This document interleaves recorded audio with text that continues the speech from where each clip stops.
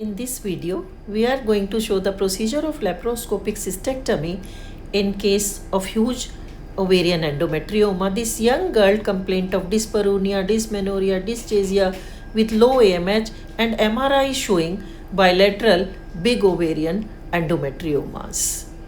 Laparoscopy also showed both the ovaries can be seen containing big endometriomas. Adheolysis is started with.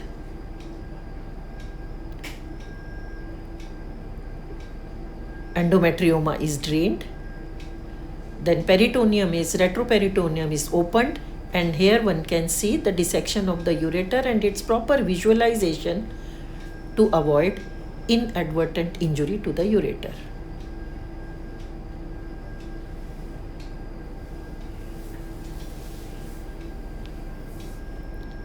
Another ovarian endometrioma is also drained on the right side. Incision is enlarged. This is the kissing ovary, and after that the ovaries need to be separated from all the adhesions all round, like in the peritoneum, retroperitoneum, from the tube. In order to have successful ovarian cystectomy, adheolysis is in progress.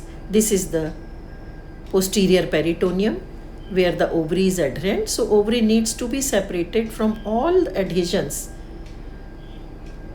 and is freed completely. This is again another ovary being adherent. Then after adheolysis, a dilute pitracin injection is given just below the cyst lining in order to have successful cystectomy. Cystectomy has the advantage that the recurrence is much less, but one has to be careful to operate in the correct layer in order to save ovarian tissue.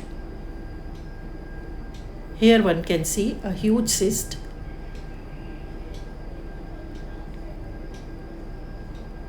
Again, dilute pitracin injection is given just below the cyst lining so that while doing cystectomy, one stays in correct layer and removes just the cyst lining, avoiding removing the adjacent normal ovarian tissue.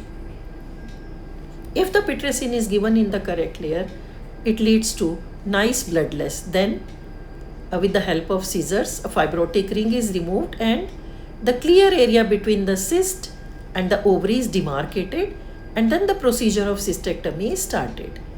Since it's a huge cyst, painstakingly one progresses from all around and cyst lining is being removed in the correct layer from the underlying normal ovarian tissue. So it's being removed, saving the normal ovary as much as possible.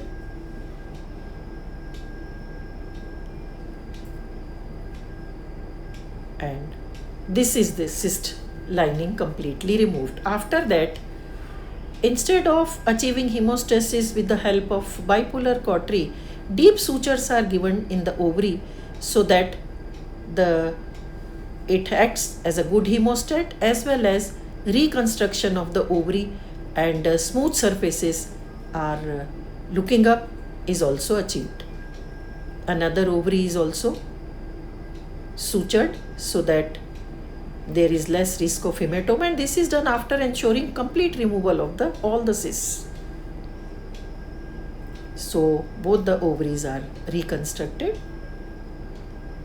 The specimen is always removed inside the bag to avoid contact with the abdominal wall. Patient had uneventful recovery. Thank you.